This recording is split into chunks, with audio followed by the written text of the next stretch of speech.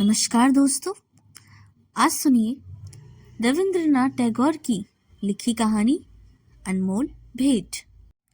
रायचरण 12 वर्ष की आयु से अपने मालिक का बच्चा खिलाने पर नौकर हुआ था। उसके पश्चात काफी समय बीत गया। नन्हा बच्चा रायचरण की गोद से निकलकर स्कूल में प्रविष्ट हुआ। स्कूल से कॉलेज में पहुंचा, फिर एक सरकारी स्थान पर लग गया। किंतु रायचरण अब भी बच्चा खिलाता था। यह बच्चा उसकी गोद के पाले हुए अनुकूल बाबू का पुत्र था। बच्चा घुटनों के बल चलकर बाहर निकल जाता। जब रायचरण दौड़कर उसे पकड़ता तो वह रोता और अपने नन्हे नन्हे हाथों से रायचरण को मारता। रायचरण हंसकर कहता, हमारा भैया भी बड़ा होकर जज साहब बनेगा। जब वह रायचरण को चुन्ना कहकर पुकारता था तो उसका हृदय बहुत हर्षित होता। वह दोनों हाथ पृथ्वी पर टेककर घोड़ा बनता और बच्चा उसकी पीठ पर सवार हो जाता। इन्हीं दिनों अनुकूल बाबू की बदली पद्मा नदी के किनारे एक जिले में हो गई। नए स्थान की ओर जाते हुए कलकत्ते से उन्होंने अपने बच्चे के लिए मूल्यवान आभूषण और कपड़े के अतिरिक्त एक छोटी सी सुंदर गाड़ी भी खरीदी। वर्षा ऋतु थी। कई दिनों से मूसलाधार वर्षा हो रही थी। ईश्वर ईश्वर करते हुए बादल फटे। संध्या का समय था।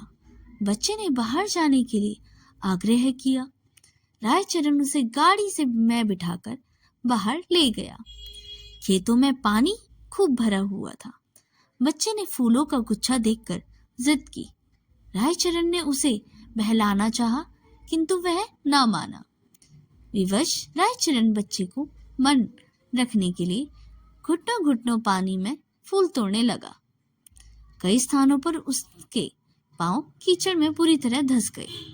बच्चा तनिक देर मौन गाड़ी में बैठा रहा। फिर उसका ध्यान लहराती हुई नदी की ओर गया। वह चुपके से गाड़ी से उतरा। पास ही एक लकड़ी पड़ी थी, उठा ली और भयानक नदी के तट पर पहुंचकर उसकी लहरों से खेलने लगा। नदी के शोर से ऐसा मालूम होता था कि नदी की चंचल और मुंहजोर जलपरियां सुंदर बच्चे को अपने साथ खेलने के लिए बुला रही थी। रायचरण फूल लेकर वापस आया तो देखा गाड़ी खाली थी।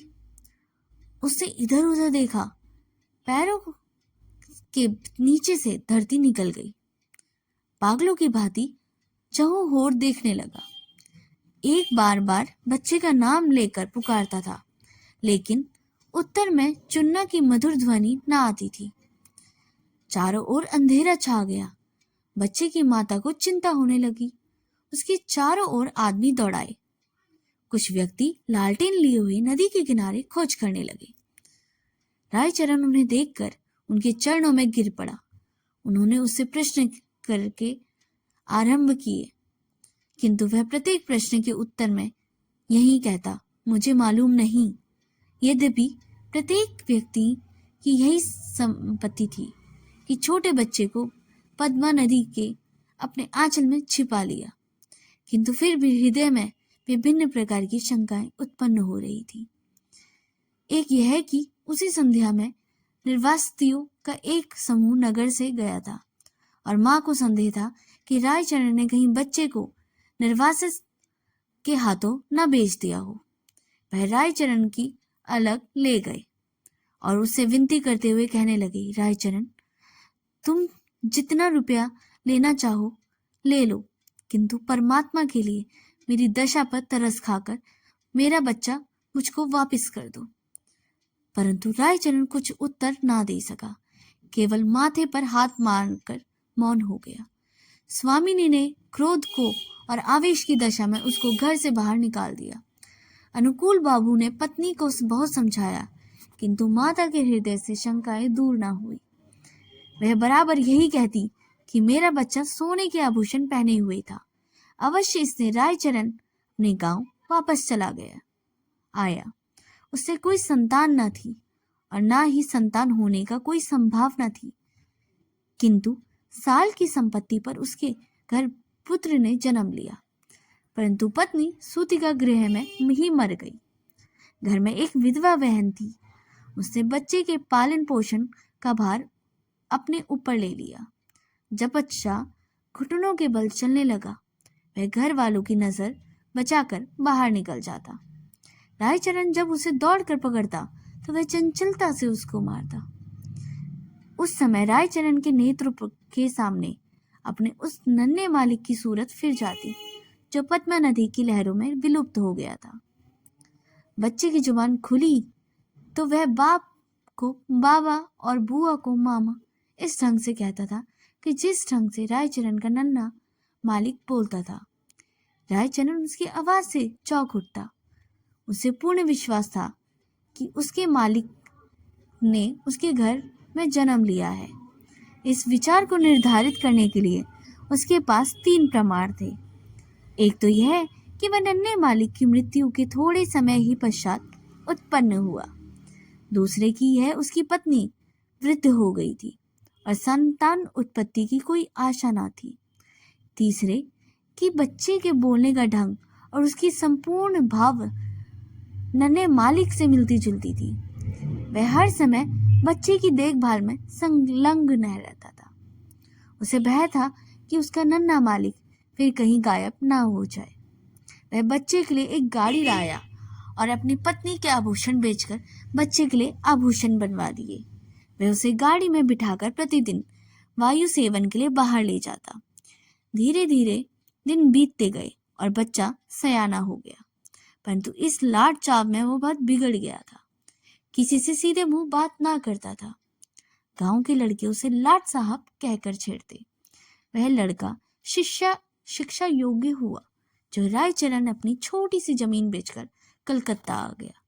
उसे दौड़ धूप करके नौकरी खोजी और फलन को स्कूल में दाखिल करवा दिया। उसको पूर्ण विश्वास था कि बड़ा होकर फलन अवश्य जज बनेगा। होते होते अब फलन की आयु 12 वर्ष हो गई। अब वह खूब पढ़ लिख सकता था। उसका स्वास्थ्य अच्छा, सूरत शक्ल भी अच्छी थी। उसको बनाव श्रृंगार की भी बड़ी चिंता रहती थी। जब देखो दर्पण हाथ में लिए बाल बना रहा था। अब वह अपव्ययी भी बहुत था। पिता की सारी आय का व्यर्थ का विलास सामग्री में व्यय कर देता। रायचरण उसे प्रेम तो पिता की भांति करता था, किंतु प्राय उसका बर्ताव उस लड़के के लिए ऐसा ही था जैसे मालिक के साथ नौकर का होता है। उसका फलन भी उसी पिता ने ना समझाया था। दूसरी बात यह है कि रायचरण स्वयं को फलन का पिता प्रकट भी ना करता था। छात्रावास के विद्यार्थी रायचरण के गंवारपन का उपहास करते और फलन भी उन्हीं के साथ सम्मिलित हो जाता। रायचरण ने जमीन बेचकर जो कुछ रुपया प्राप्त किया था, अब वह लगभग सारा समाप्त हो चुका था। उसका साधारण वेतन फलन के खर्चों के लिए कम था। अब वह प्राय अपने पिता से जेब खर्च और विलास की सामग्री तथा अच्छे अच्छे वस्त्रों के लिए झगड़ता रहता। आखिर एक युक्ति रायचरण के मस्तिष्क में आई। उसे नौकरी छोड़ दी और उसके पास जो कुछ शेष रुपया था फलन को सौंपकर, फलन, मैं एक आवश्यक कार्य से गांव जा रहा हूँ, बहुत जल्द वापस आ जाऊंगा, तुम किसी बात से घबराना नहीं। रायचरण सीधा उस स्थान पर पहुंचा जहां अनुकूल बाबू जज के ओहदे पर लगे हुए थे। उनके और कोई दूसरी संतान ना थी। इस कारण उसकी पत्नी हर समय चिंतित रहती थी। अनुकूल बाबू कचहरी से वापस आकर कुर्सी पर बैठे हुए थे और अपनी पत्नी संतानोत्पत्ति के लिए बाजारू दवा लेने बेचने वाले से जड़ी बूटी खरीद रही थी। काफी दिन के पश्चात अब वह वृद्ध नौकरी रायचरण को देखकर आश्चर्यचकित हुई। पुरानी सेवाओं का विचार करके उसे रायचरण पर तरस आ गया और उससे पूछा, क्या तुम फिर नौकरी करना चाहते हो? रायचरण ने मुस्कुराकर उत्तर दिया, मैं अपनी मालकिन के चरण छूना चाहता हूँ। अनुकूल बाबू रायचरण की आवाज सुनकर कमरे से निकल आए। रायचरण की शक्ल देखकर उनके कलेजे को जख्म ताजा हो गया और उन्होंने मुख फेर लिया। रायचरण ने अनुकूल बाबू को संबोधित करके कहा, सरकार, आपके बच्चे को पद्मा ने नहीं बल्कि मैंने चुराया था। अनुकूल बाबू के आश्चर्य से कहा, तुम यह क्या कह रहे हो? क्या मेरा बच्चा वास्तव में जिंदा है? उसकी पत्नी ने उछलकर कहा, भगवान के लिए बताओ, मेरा बच्चा कहाँ है? रायचरण ने कहा, आप संतोष रखें, आपका बच्चा इस समय भी मेरे पास है। अनुकूल बाबू की पत्नी ने रायचरण से अत्यधिक विनती करते हुए कहा, मुझे बताओ। रायचरण ने कहा, मैं उसे परसों ले आऊंगा। रविवार का दिन था। जज साहब अपने मकान में बेचैनी से रायचरण की प्रतीक्षा कर रहे थे। कभी वह कमरे से इधर उधर टहलने लगते और कभी थोड़े समय के लिए आराम कुर्सी पर बैठ जाते। आखिर 10 बजे के लगभग रायचरण ने फलन का हाथ पकड़ते हुए कमरे में प्रवेश किया। अनुकूल बाबू की घरवाली फलन को देखते ही दीवानों की भांति उसकी ओर लपकी और उसके बड़े जोर से गले लगा लिया। उसके नेत्रों से अश्रुओं की समुद्र उमड़ पड़ा। कभी वह उसको प्यार करती, कभी आश्चर्य से उसकी सूरत ताकने लगती। फलन सुंदर था और उसके कपड़े भी अच्छे थे। अनुकूल बाबू के हृदय में पुत्र प्रेम का आवेश उत्पन्न हुआ, किंतु जरा सी देर के बाद उसके पितृ प्रेम का स्थान कानून भावना ने ले लिया और उन्होंने रायचरण से पूछा, भला इसका प्रमाण क्या है कि यह मेरा बच्चा है? रायचरण ने उत्तर दिया, इसका उत्तर मैं क्या दूं सरकार, इस बात का ज्ञान तो परमात्मा के सिवाय और किसी को नहीं हो सकता कि मैंने ही आपका बच्चा चुराया था। जब अनुकूल बाबू ने देखा कि उसकी पत्नी फलन को कलेजे से लगाए हुए तो प्रमाण मांगना व्यर्थ है। इसके अतिरिक्त उन्होंने ध्यान आया कि इस गवार को ऐसा सुंदर बच्चा कहाँ मिल सकता था और झूठ बोलने से इसको क्या लाभ हो सकता है। सहसा उन्होंने अपने वृद्ध नौकर की बेध्यानी याद आ गई और कानूनी मुद्रा में बोले, रायचरण, अब तुम यहाँ नहीं रह सकते। रायचरण ने ठंडी सा उमस भरकर कहा, सरकार, अब मैं कहाँ जाऊं? बूढ़ा हो गया हूं, अब मुझे कोई नौकर भी ना रखेगा। भगवान के लिए अपने द्वार पर पड़े रहना दीजिए। अनुकूल बाबू की पत्नी बोली, रहने दो, हमारा क्या नुकसान है, हमारा बच्चा भी इसे देखकर प्रसन्न रहेगा। किंतु अनुकूल बाबू की कानूनी नस भड़की हुई थी। उन्होंने तुरंत उत्तर दिया, नहीं, इसका अपराध बिल्कुल क्षमा नहीं किया जा सकता। रायचरण ने अनुकूल बाबू के पांव पकड़ते हुए कहा, सरकार, मुझे ना निकालिए, मैंने आपका बच्चा नहीं चुराया था, बल्कि परमात्मा ने चुराया था। अनुकूल बाबू को गवार की इस बात पर और भी अधिक क्रोध आ गया। बोले, नहीं, अब मैं तुम पर विश्वास नहीं कर सकता, तुमने मेरे साथ निर्धनता की थी। रायचरण ने फिर कहा, सरकार, मेरा कुछ अपराध नहीं है। अनुकूल बाबू त्योरियों के बल डालकर कहने लगे, तो फिर किसका अपराध है? रायचरण ने उत्तर दिया, मेरे भाग्य का, परंतु शिक्षित व्यक्ति भाग्य का अस्तित्व स्वीकार नहीं कर सकता था। फलन को जब मालूम हुआ कि वह वास्तव में एक धनी व्यक्ति का पुत्र है, तो उसे भी रायचरण की इस चेष्टा पर क्रोध आया कि उसने इतने दिनों तक क्यों उसे कष्ट में रखा। फिर रायचरण को देखकर उसे भी दया आ गई और अनुकूल बाबू से कहा, पिताजी, इनको क्षमा कर दीजिए। यदि आप इसको अपने साथ नहीं रखना चाहते तो इसकी थोड़ी पेंशन कर दे। इतना सुनने के बाद रायचरण अपने बेटे को अंतिम बार देखकर अनुकूल बाबू की कोठी से निकालकर चुपचाप कहीं चला गया। महीना समाप्त होने पर अनुकूल बाबू ने रायचरण के गांव कुछ रुपया भेजा, किंतु मनी ऑर्डर वापस आ गया क्योंकि गांव में अब इस नाम का कोई व्यक्ति नहीं था।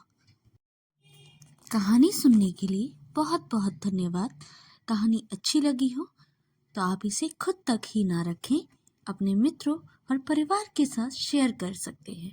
और इस चैनल को अभी तक सब्सक्राइब नहीं किया तो इसे सब्सक्राइब भी कर ले और इसके साथ लगे हुए बेल आइकन को भी प्रेस करें ताकि मेरे द्वारा अपलोड की हुई कहानियों का नोटिफिकेशन आपको हमेशा मिलता रहे। तब तक के लिए धन्यवाद।